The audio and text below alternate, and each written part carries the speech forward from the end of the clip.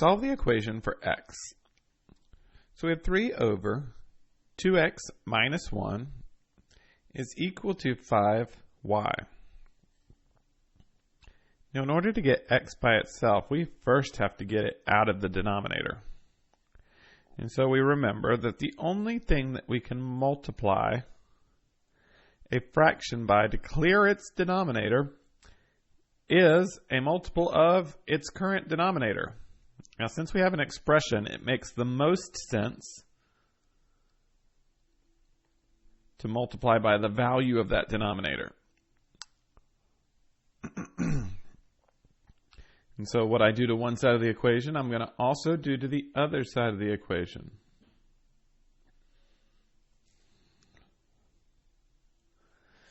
All right. On the one side, the whole purpose for multiplying by the denominator was to eliminate it. What's in the numerator cancels out an identical value in the denominator. Now we notice on the right side we can distribute. 5y times 2x, so 5 times 2 is 10xy. 5y times negative 1 would be negative 5y.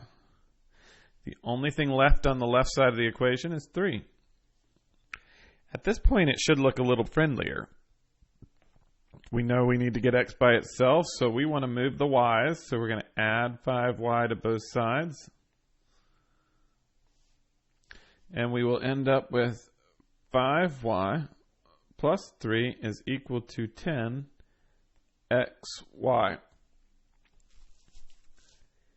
Now, in order to get x by itself, we want to look at what operation is taking place. 10 is getting multiplied to x, which is getting multiplied to y. The inverse operation for multiplication is division, so we can divide. Now, you can do this one step at a time, or you can remember that 10 and y both needed to be divided out in order for us to get x by itself. What we do to one side, we have to do the other side.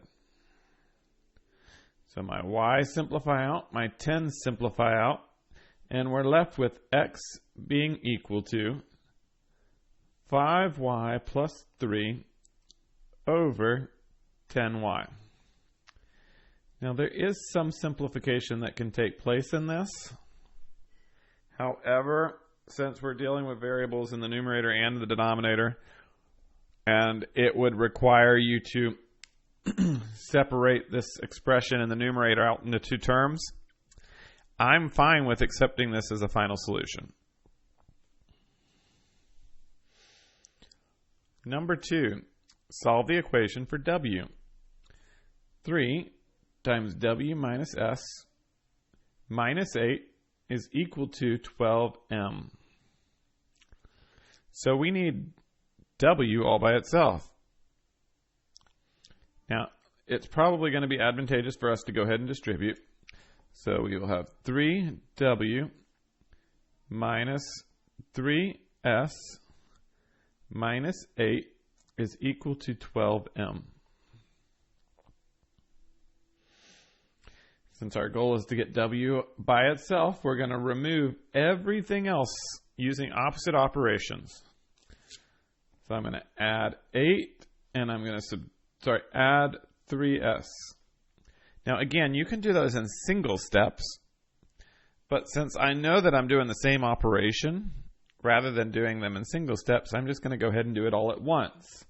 So add 3s and add 8 to the right side as well. 8 is a constant, 3s is a term with a variable, 12m is a term with a different variable, so none of those are like terms. So that drops down a 12m plus 3s plus 8. Well, what's left on the left side? The only thing left on the left side is 3w. This means we're in really good shape because we have 3 getting multiplied to w. So our inverse operation is going to be division. We'll divide by 3. W is equal to 12m plus 3s plus 8 divided by 3. And since W is by itself, and again, we can't simplify any of this solution without individually separating this numerator, there's no point in taking the time to do so, so we're going to leave that as our final solution. W has been isolated. We know its value. Solve the inequality and graph on a number line. Now, in order to solve the inequality, we need the variable all by itself. So we will start by adding 10 to both sides. And 5x is greater than 35. We then want to divide by 5 on both sides. And so x is greater than 7. So we've solved the inequality. We know its value, or list of values. Now we want to graph it on a number line. The most important value for us to have on this number line is the value with the solution.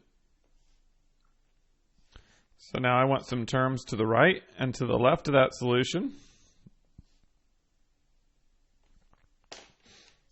And we want to represent this on our number line. X is greater than 7. So remember that the greater than uses an open dot. And now we want every number larger than 7. Well, the numbers that are larger than 7 go up the number line. Number 4. Solve the system of equations. Well, let's look at the system of equations and see what makes sense as far as solving this particular one. Should we use substitution? We weren't given a graph and we're not in slope-intercept form, so solving by graphing doesn't make sense. Or what about elimination? There are some advantages to elimination. The advantages to elimination is we already have two coefficients that have opposite values. And so if I use our elimination method, we're going to realize these two terms are going to cancel each other out. -4 plus 4 is 0. So that's probably going to be the method I would use. Y plus 2y is positive 3y. -1 plus 16, well, that's 15. And we should remember that 0 plus anything is itself, so we have 3y equals 15, which means we have a one-step equation for solving for the value of y. Divide by 3, and y is equal to 5. Now, it's great to know the value of y, but we're solving for the system of equations, which means we need a solution that includes both x and y if one exists. And so we want to take that y value and plug it back into our equation. So let's plug it into our first problem, -4x plus 5, which is what we just said the value of y is equal to -1. And we will subtract 5 from both sides. -1 minus 5 is -6 is equal to -4x. And we'll divide by -4. And x is now equal to positive 6/4, which we can simplify to 3/2. Now that we're done, we want to state our solution as an ordered pair. The solution is 3/2, 5.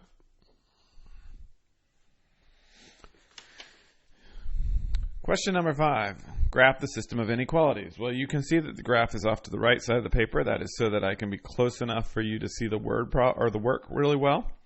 So we'll look at the graph in just a second. First, let's look at the problems that we're dealing with. Well, we have a y is less than or equal to x minus 4.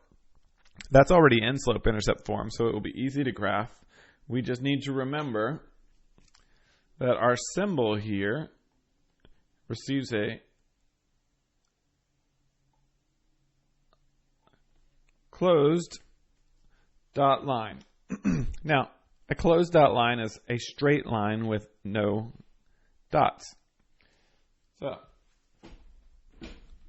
let's find our values so we can graph.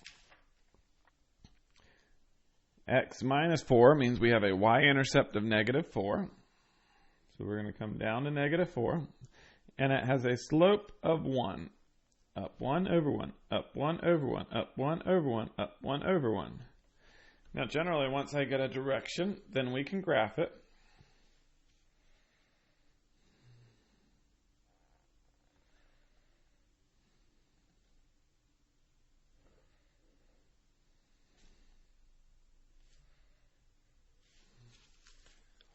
All right.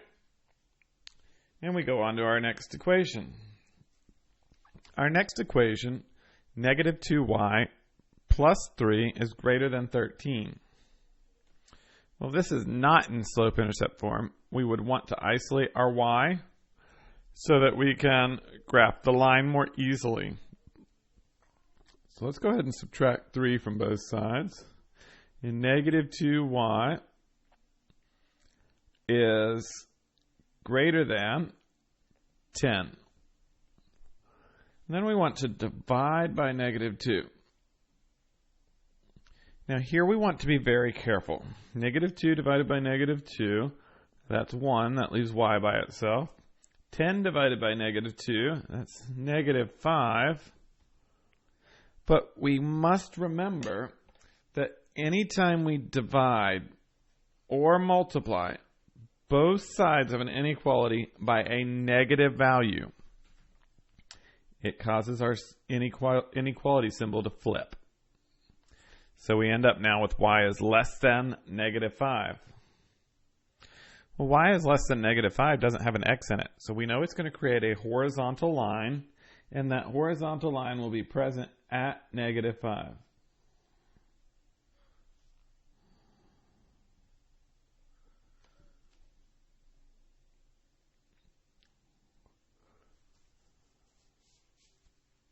All right. Now we're used to looking for solutions and saying, hey, I see a solution. They intersect here. That's great, and that's wonderful, and that works absolutely well for solving equations. But remember, this is an inequality. An inequality can have a range of solutions, and we just express this as one singular value. So we need to be careful about that. We want to now express this as a solution to the inequalities. So let's go back to our first inequality. Y is less than or equal to, I wasn't paying attention when I graphed my y. We needed to have dotted lines here. So I'm going to dot over top of it so that you recall that it is dotted. All right, let's go back to our inequality signs. Y is less than or equal to x minus 4. Which means we're only looking for values that are below our line. All right. Y is less than negative 5.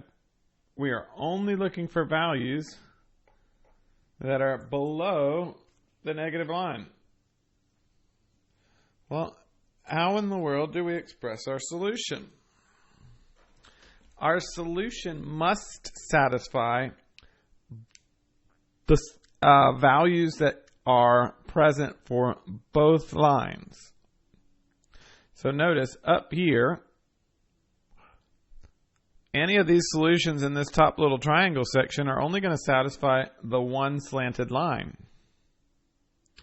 Over here to the left, any of these solutions in this section here are only going to satisfy the one horizontal line. In order for us to represent our solutions, it needs to be in this section that satisfies both lines.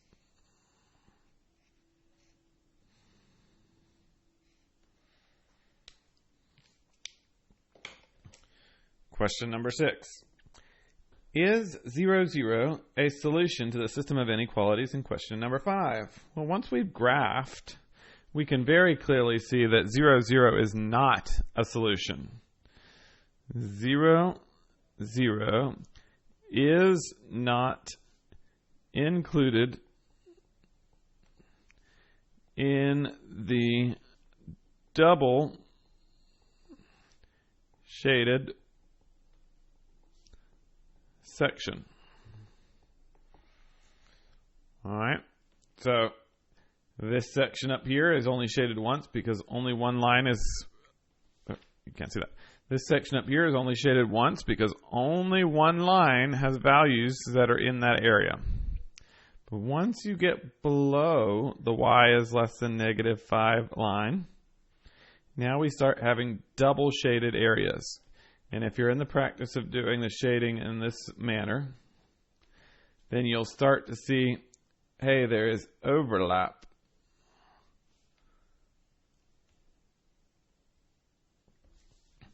Solve the system of equations graphically. So again, we're solving another system of equations. Notice this one says equation, which means we're looking for a single solution, if it exists. Y is equal to x minus 3. So again, we're going to have a -3 with a up 1 over 1 slope, up 1 over 1, up 1 over 1. We get a direction of the line, and we can see where it's going. See if I can make that a little straighter.